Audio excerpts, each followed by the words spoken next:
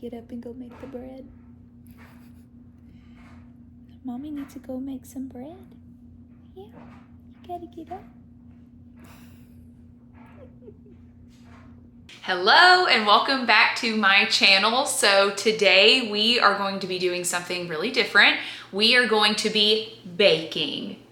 And it's gonna make like little stars and stuff, and I'm gonna do baking. So what we're gonna be baking today is we are gonna be baking Amish white bread. So I would love to say that I am the incredible bread baker in the family, but I'm not. So I have called reinforcements in, and I've called my husband to come in and teach us today how to bake Amish white bread. He is an amazing baker when it comes to bread. So obviously he's gonna come in and help us today. So I'm gonna welcome my husband, Caleb. Yay!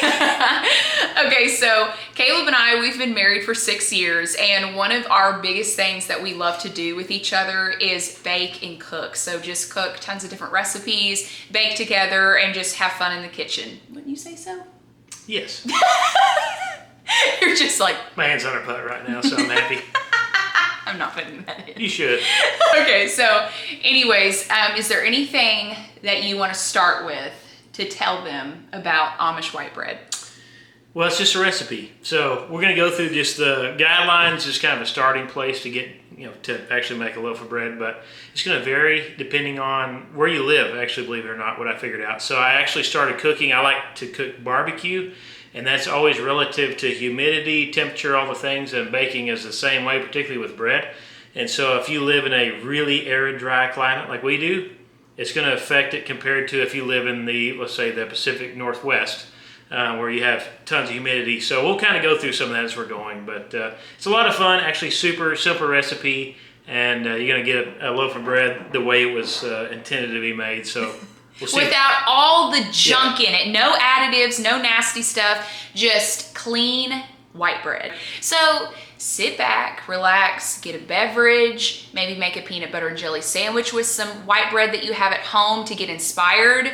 We're gonna start baking. Okay, so this is all the supplies that you are gonna be needing for making Amish white bread. So we have a big bowl, we have our Pyrex measuring cup, we have extra little measuring cups, we have our sugar, we have our all-purpose flour, we have the active dry yeast, 1/4 cup of butter, and then we have some more measuring cups in here, a sneezing chihuahua over here. And then we also have our KitchenAid with the bread hook. Hey.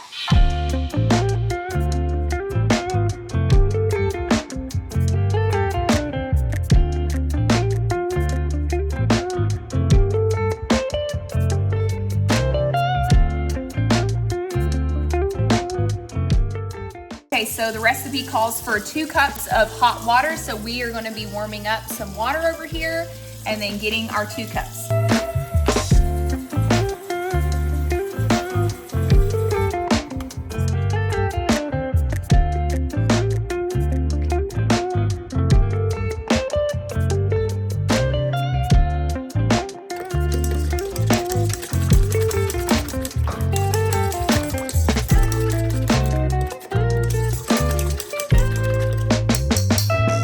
Now we're gonna wait 10 minutes until it foams up. While we are waiting on it to start foaming up, we are going to melt our butter as well.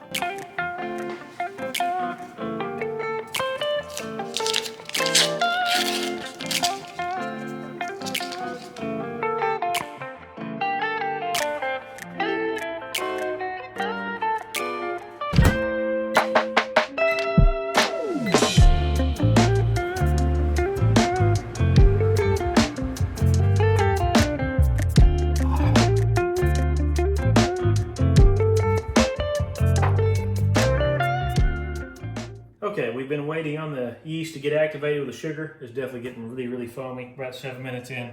We've melted the butter, and we're going to put in some salt in our butter and dissolve that before we get going. It's like a teaspoon of salt, depending on how salty you like it.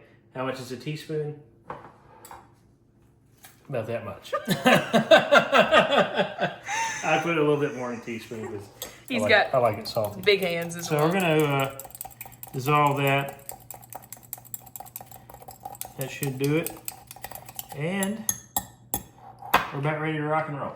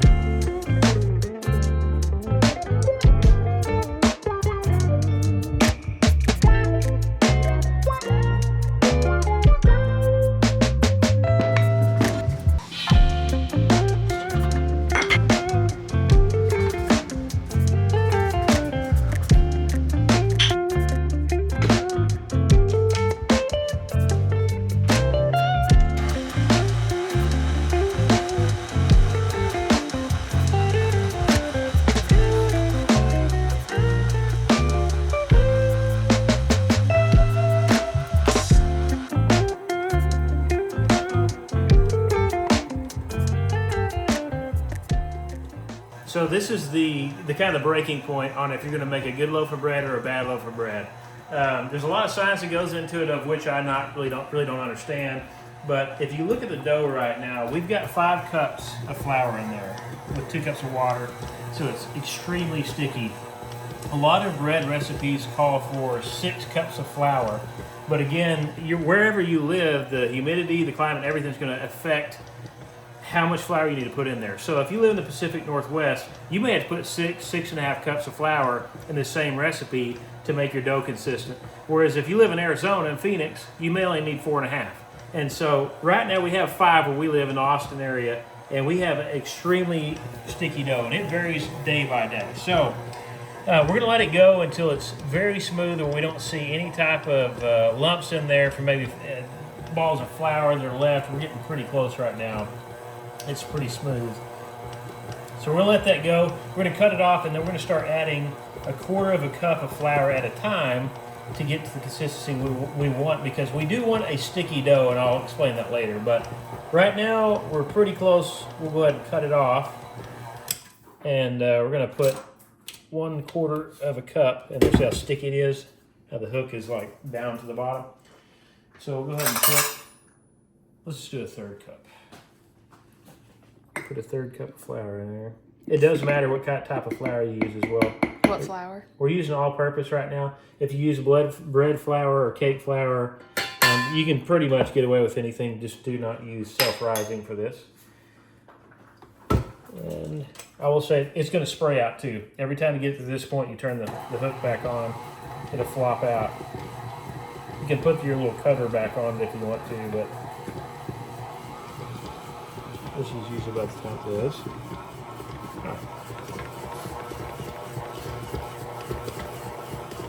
So tighten it up. You can get your spatula and be careful, but you get in the sides and start pushing it down.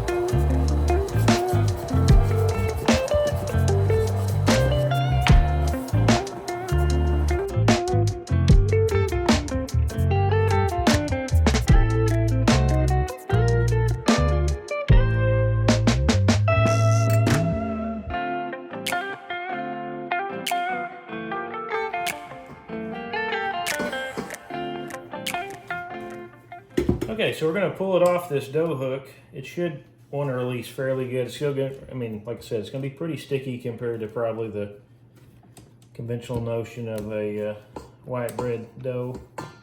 But again, okay.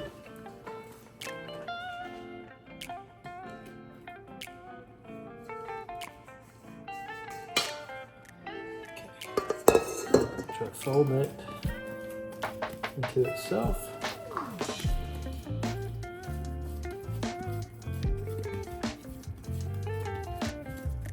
See how it started to tear there? We want to get it to the point where it tears on itself. There's a bread maker's phrase, window painting, see how it broke? Mm-hmm. Want to get it right on the edge. What we're doing is activating all the gluten in there. Yeah, right on the edge of breaking. Try not to let it. See how sticky it is now. Alright. Put them in there. A little beautiful dough ball.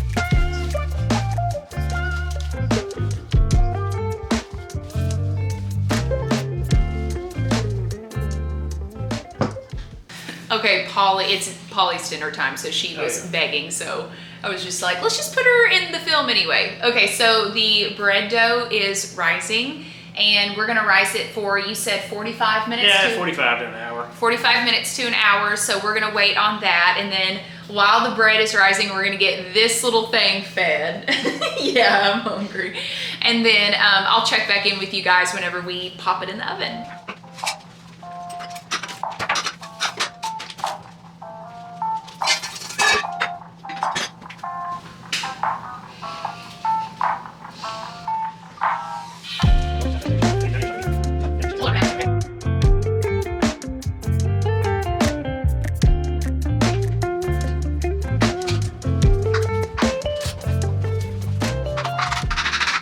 Really quick, I did want to mention why we love to cook together. So ever since we've gotten married, it's been kind of one of our things that we come together and do no matter how busy of life is. Caleb's getting some steaks out right now. Anyway, so one of the major reasons why we do it is because when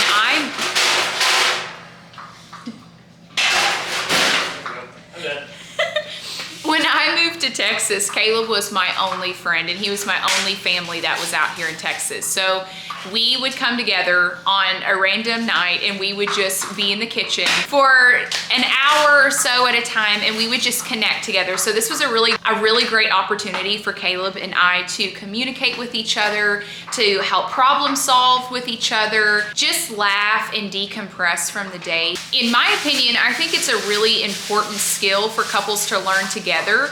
I know that not everybody loves to cook and not everybody is just excited about it, but just coming together and being able to get something done in the kitchen is something really special. And then at the end of it, you get to have this amazing masterpiece, whether it's something that's only 3 ingredients or something that is 1,500 ingredients. It doesn't matter. At the end, you finish something together, you accomplishment, and then you get to have a prize, which is eating that thing that you created. So again, my opinion, if you are newly married, if you have been a seasoned married couple and have been married for a really long time, I highly recommend getting in the kitchen together and cooking and start doing it and start preparing dinners and just food together. Need to cook yet? Need to do it. Makes you more in love. Okay, let's hear from Caleb why he likes to cook with me. Well, nothing draws you closer than having a partner and a project to work on, and cooking is that. You know, you're a team, you're doing something, you're working on something together, and that's why I enjoy it. You know, it's something to figure out, something to conquer, and then you have a partner to do that with. That's what makes cooking fun in the first place. You know, if you don't have a partner to do it with, it's kind of boring. So that's why we do it all the time, and we're gonna do some of it tonight. Our dough's already, looks like it's almost doubled in size. That yeast was like, he was fired up today. So get these steaks seasoned up and make some bread. And I'm the partner he chose. Okay, anyways, I just wanted to say why I think that it's super important. Obviously, Caleb thinks it's important too. So man and wife, get in the kitchen, cook together, and have some fun. You can fall in love all over again in the kitchen, I promise. Okay, the bread has risen and it is ginormous. Let me show you guys. Oh my word. Punch it. It's huge. Ready? Do it.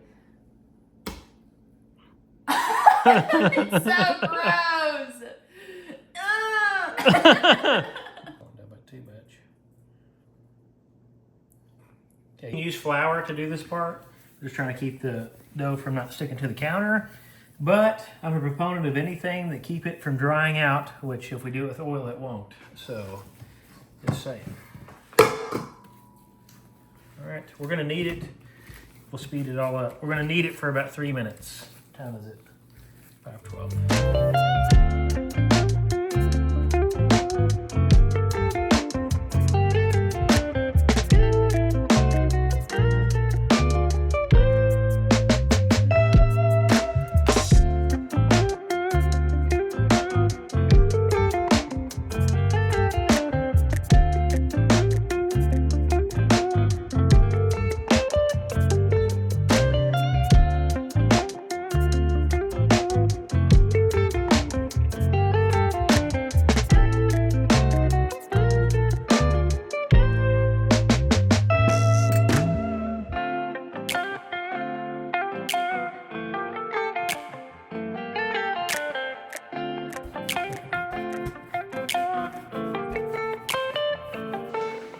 Easy enough. Okay.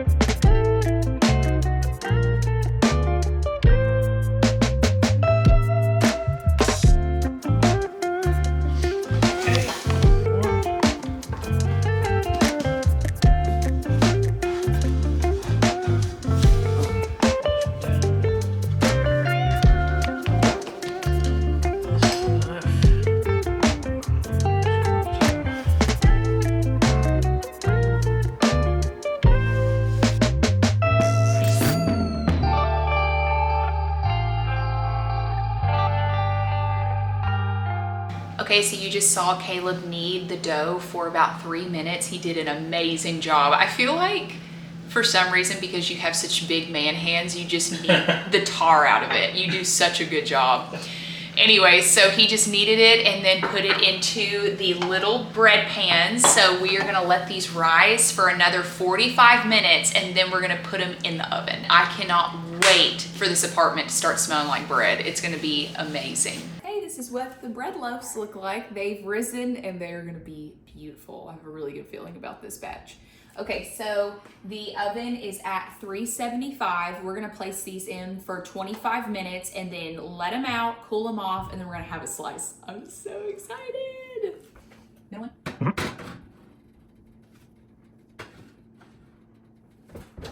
The alarm just went off, yay! It smells so good in here right now. I wish that you all could smell this through the camera right now. It smells amazing. And Caleb just came in with steaks and shrimp. All right. Okay, let's get this bread out the oven.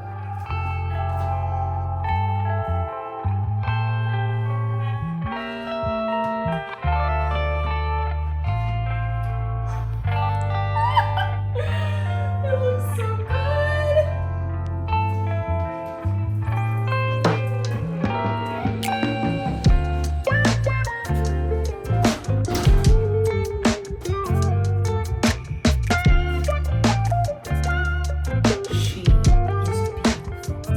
This is so good. And it smells amazing. You did so good! Great job.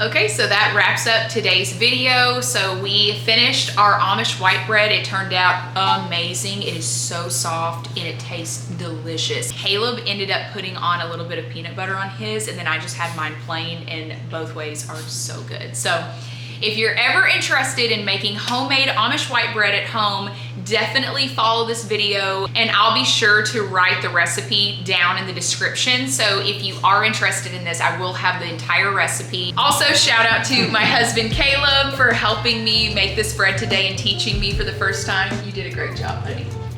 I love you. Thank you. I want to teach you all the secrets.